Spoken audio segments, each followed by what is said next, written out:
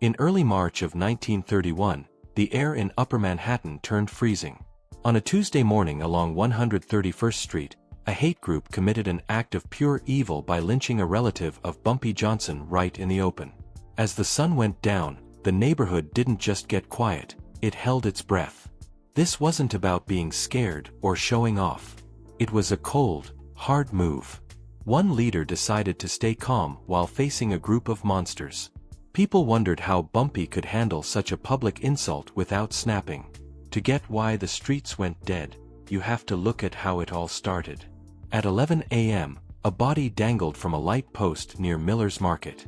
The rope was bright white and the knot was tight. It was Arthur Johnson, Bumpy's young kin. He hadn't been dead long.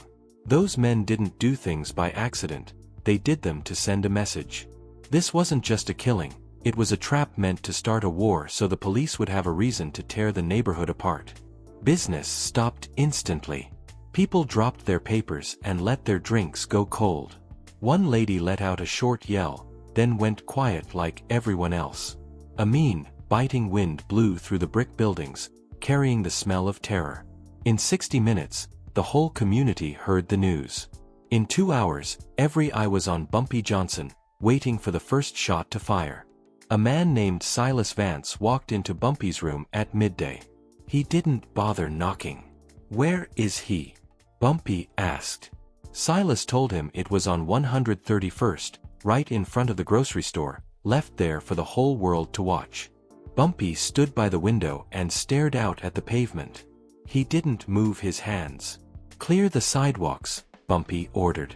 "Shut down the betting shops now. Tell everyone to stay inside. I don't want more than 3 people standing together anywhere." Silas was shocked. "They lynched your family in the street and you want us to hide?" "I want us to be clever," Bumpy replied. "They didn't kill Arthur just to see him dead. They want us to go wild. They want us to bring out the guns and start a riot. They're looking for a reason to bring the army in here. If we give them a fight today, we lose the whole city. So, for now, we do nothing." "You mean we just take it?" Silas asked. Bumpy's face turned to stone. "I didn't say that. Tell the crew to hide the guns and stop the loud talk. If anyone asks, we are just a neighborhood in mourning. We are staying peaceful." As Silas turned to go, Bumpy stopped him. "And Silas? Find out who was standing on that corner. I want to know who saw the car and who saw the faces. But keep it low." By 2 o'clock in the afternoon, the energy in the neighborhood had shifted completely. Betting parlors locked their doors. The groups of men who usually hung out on the sidewalks faded away. The streets became so quiet it felt unnatural, like the moment of stillness before a storm hits. A young street soldier named Leo came to Bumpy's door. "Boss, the guys are talking. They want to know when we strike back." "Tell them to keep their mouths shut and wait," Bumpy replied. "Wait for what?" Leo asked. "For me to say otherwise."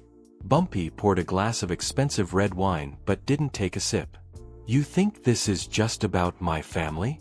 This is about making us look like savages so they have an excuse to hunt us. If we start shooting now, we prove they were right about us. But if we do nothing, we look like cowards." Bumpy turned away from the glass. "We aren't doing nothing.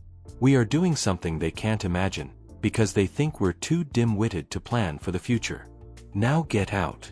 Tell everyone to stay cool. Tell them those are my orders." Leo walked out. A jazz record played softly in the background. The wine stayed on the table, untouched. Bumpy stared into the distance, running the numbers in his head. By 6 o'clock that evening, Bumpy met with a small group in the back of a shuttered hair salon. Silas was there, along with a dockworker named Big Mike and 4 other trusted men. "They expect us to come at them like idiots," Bumpy told the room. "They're waiting for us to lash out so they can justify bringing the hammer down on this neighborhood." Big Mike leaned in. "So what's the move?" "Give me 1 week," Bumpy said. 7 days of total silence. The room went still. 7 days for what? Leo asked. 7 days to show them what happens when they mistake being patient for being soft. Bumpy looked every man in the eye. Nobody moves unless I say so. No one gets even. No one talks trash in the bars. We let them believe they've already won. And then, we show them that there are things far scarier than a lead bullet. Silas spoke up softly. Are you certain? A week is a long time. People are fed up. They want blood. Then they can wait a week to get it, Bumpy snapped. Anyone who can't hold their peace, anyone who thinks they're smarter than me, tell them to come talk to me. I'll explain it to them myself. And if they still don't get it, I'll make sure they never have to worry about understanding anything ever again. The men filtered out one by one, spreading the word across the city. 7 days. The phrase moved through the streets like a sickness. It was whispered in the billiards halls, mentioned in the pews of churches, and repeated in the backrooms where the cards were dealt. A man behind a bar asked Leo what the week-long wait was for. Leo just shook his head. It means Bumpy is plotting. And when he's plotting, you stay quiet and wait. By the middle of the night, the message was clear. This wasn't giving up, it was something much more chilling. The hate group had killed a man to start a riot, but Bumpy Johnson had answered with a wall of silence. And when a man like Bumpy goes silent, it isn't a sign of peace. It's the sound of a cage door locking. The city went to bed in suspense. The men in the white robes went to sleep thinking they had come out on top. Bumpy sat alone in his room, mentally ticking off the hours. He was drafting a scheme that wouldn't need a single bullet but would sting far worse than any physical wound. March 4th, the first day. The entire city was braced for a bloodbath. Reporters hovered on every Harlem street corner, pens ready to document a riot. The police force grew to twice its size, and the mayor held frantic sessions behind closed doors. Across town, wealthy families bolted their doors, terrified that the neighborhood would go up in flames. But when the sun rose, Harlem was eerily calm. Shops unbolted their doors at the usual time. Folks headed to their jobs, and kids headed to class. To an outsider who hadn't seen the tragedy at Miller's Market, it looked like a perfectly normal Wednesday. That normalcy was exactly what made the authorities nervous. The rest of New York was gasping for air, waiting for an explosion that never came. At 4:40 p.m., city laborers arrived with a ladder to remove the remains. There were no cameras and no speeches. They simply took the body away in a plain van. By 5 p.m., the only thing left was a small scratch on the metal post and a heavy feeling in the atmosphere, like the stillness before a massive storm. The strategy sessions. Bumpy met Silas Vance in the rear of a noisy washhouse on Lenox Avenue. The roar of the washing machines acted as a natural shield for their voices. First, Bumpy said, I need every detail from yesterday. Who saw that car? Who looked out their window? Silas opened a small pad. An elderly lady, Mrs. Gable, was out back. She spotted a dark Ford. 3 guys in robes. They were out of there in 5 minutes. One of them walked with a heavy limp, his left leg was messed up. Good, Bumpy nodded. Keep digging, but keep it casual. Don't let a soul know we're making a list. And the next move? Silas asked. Silence the braggarts, Bumpy commanded. Anyone shouting for blood or talking about burning things down, you find them. Make it clear that staying quiet is a requirement, not a choice. Silas gave a grim grin. How rough should I get? Rough enough to be heard, but keep them out of the infirmary. We don't need the cops sniffing around. Snap a finger if you must, but make them shut their traps. The third part of the plan was controlling the narrative. Bumpy sent messengers to every tavern and church. No protests, no loud mourning, and no angry speeches. The hate group wanted a spectacle of chaos. Harlem was going to give them a blank wall. Attacking the foundation. The fourth step was the most vital. Bumpy met his inner circle, including Silas, a logistics expert named Sarah, and 6 others, in a hidden cellar on 135th Street. We aren't hunting individuals yet, Bumpy explained. We are going after the gears that make this city turn. Deliveries, maintenance, the little things. We're going to squeeze them so gently they won't even know who's doing it." Sarah leaned in. "What does that look like?" "It looks like lost profits," Bumpy said. "It looks like bad luck and accidents.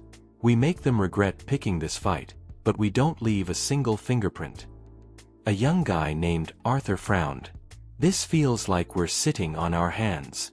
People want to see us move." Bumpy turned his cold gaze toward him. "Then people are fools. Moving is exactly what the enemy wants us to do. We show them we are smarter than they are. Lashing out just gets us buried, thrown in a cell, or gives those cowards a reason to torch our homes. I'm offering you something superior," Bumpy said. "I'm giving you a way to come out on top without them even realizing they're in a fight. If my way fails, you can have your riot. But you wait until the 8th day. Is that understood?" Arthur nodded. Everyone in the cellar followed suit. They slipped out of different doors, one by one. The number 7 began to drift through the neighborhood like a silent fever. There were no flyers or loud announcements, just that single digit passed between neighbors in whispers that looked like small talk but felt like lead. In a tavern, a man behind the bar leaned over to a regular. "Bumpy says 1 week. So we sit tight." That man told his sibling, who then told his minister. The minister worked it into his sermon without ever mentioning a name. At a hair salon on 142nd Street, a customer grumbled, "When are we finally going to strike back?" The stylist stopped his shears and locked eyes with the man in the glass. 1 week. That's the word. 7 days. 7 days for what? The customer asked. For whatever the boss has cooked up. And if you've got any sense, you'll keep your trap shut and wait like the rest of us. The customer didn't say another word. By the time the sun went down, the whole community was in sync. It wasn't just fear that held them together, it was a collective agreement to give Bumpy the time he asked for.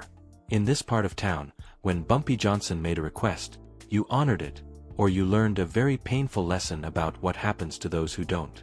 The local precinct took notice of the stillness, and it made the officers jumpy. They were geared up for chaos, ready with gas masks, clubs, and orders to get rough. They had no plan for a neighborhood that was behaving perfectly. A detective named Miller walked into a pub on Lenox and tried to fish for information. He got nothing but polite, empty stares. "Is nobody bothered by what happened yesterday?" he asked. The man cleaning the bar didn't look up. "Everyone's hurting, detective. But there's a difference between being hurt and being an idiot. Are you buying a beer, or just wasting my time with nonsense?" Miller left with 0 leads. He told his commander that the streets were calm, dangerously calm. The captain ordered extra eyes on every corner. They knew something was brewing. But to the outside world, it looked like Harlem was just moving on. Deep down, every resident knew better. This wasn't them giving up. It was the heavy silence that comes right before a predator lunges. It was Bumpy Johnson meticulously building a noose of his own, one that the hate group wouldn't even feel until it started to tighten. In a dark alley, a young kid named Joey approached Silas. "This whole waiting game, people are getting twitchy. They want to know why we're just standing around." Silas grabbed the kid by his jacket and pinned him against the cold brick wall. "You want answers? Go knock on Bumpy's door and ask him yourself. Tell me how that works out for you. Otherwise, you trust that the man running the city knows exactly what he's doing." Joey nodded frantically, and Silas let him go. The city settled into a rhythm. Servers carried trays, bus drivers finished their shifts, and parents tucked their kids in. But beneath the surface, that invisible current kept flowing. 7 days. Wait 7 days. Then we see what real power looks like. March 5th, Day 2. The men in the white robes were waiting. They had played their hand. They had lynched a man in broad daylight and made their big statement. Now, they were waiting for the explosion they thought would follow. The hate group was waiting for the payoff. They needed the neighborhood to snap. They were counting on gunfire, burning buildings, and a mindless riot that would give the government an excuse to send in the military and turn the streets into a war zone. But the explosion never happened. The neighborhood stayed silent, a heavy, unnatural silence that makes a man glance over his shoulder. The Klan had their press contacts on standby and their cameras ready. They had mapped it all out: the insult, the outburst, the crackdown, and their final victory. But the community refused to follow the script. The plan called for mayhem, and the people gave them nothing but the mundane rhythm of daily life. March 6th, the third day. The stillness continued. No angry marches, no broken glass, no homemade bombs. It was as if someone had kicked a hornet's nest and the insects just kept on building. It didn't make any sense to the aggressors. It went against everything they believed about how the local population would react. A group organizer named Dutch Miller sat in a greasy spoon on the border of the district, nursing a bitter cup of coffee. His associate, a lanky, useless man known as Slim, leaned over the booth. "They aren't biting," Slim muttered. "2 days and not a peep. Maybe we finally broke their spirit. Or maybe they're plotting something we can't see," Slim added, glancing out the window. "I don't like it. That kind of quiet doesn't come from being scared. That's something else entirely." Dutch dismissed him with a wave. "What can they actually do? They don't have the reach or the brains to organize. They're just hiding under their beds, hoping we don't come back." Dutch was wrong, but Slim's gut was right. The neighborhood wasn't trembling, it was moving in perfect harmony. And a unified group with a mission is 1,000 times more lethal than a mob with a grudge. The invisible squeeze. Bumpy's strategy began to unfold, quiet and untraceable. It started with the supply chains. A major trucking firm that moved meat to high-end restaurants downtown suddenly hit a wall of bad luck. Engines died for no reason. Drivers didn't show up for their shifts. Delivery schedules became a mess. Shipments that were due on Tuesday didn't arrive until Thursday, showing up rotten and useless. The company owner screamed at his manager, "We're losing our best clients." "What is happening?" The manager just shook his head. "Just a run of bad luck, sir. If it can go wrong, it's going wrong." The owner had no idea that several of his drivers lived in the neighborhood and were on Bumpy's payroll. The manager didn't know his own assistant had a sibling who owed Bumpy a massive debt and was intentionally misfiling the paperwork. Orders vanished. Shipping logs were deleted. At the same time, a printing shop that produced the hate group's flyers and recruitment letters suddenly found its machinery jammed and its paper supplies lost in transit. The gears of the city were starting to grind to a halt, and nobody could figure out why. The ink was the wrong consistency, coming out smeared and unreadable. The shop owner called his supplier, screaming that the batch was trash. The supplier promised a replacement, confused because the last shipment was supposedly top tier. What they didn't realize was that a few drops of a specific chemical were being added to every bottle headed to that shop, just enough to ruin the liquid but not enough to be noticed by the naked eye. Across town, a freight lift in a building filled with offices belonging to Klan sympathizers started acting up. It would run smoothly for a bit, then suddenly jam between floors, trapping passengers in the dark for half an hour before magically starting again. The manager was frantic, but the technician just scratched his head and said the parts were backordered for at least 3 days. The manager had no clue that the technician's family lived in Bumpy's territory and had received a very specific list of buildings that needed technical difficulties. In a local hair salon, the service turned sluggish. A long-time customer who had been coming for years because of the low prices noticed the change. "Everything okay? You're moving slow today," he remarked. The stylist just gave a tired nod and blamed a lack of sleep. In reality, he was following orders to the letter.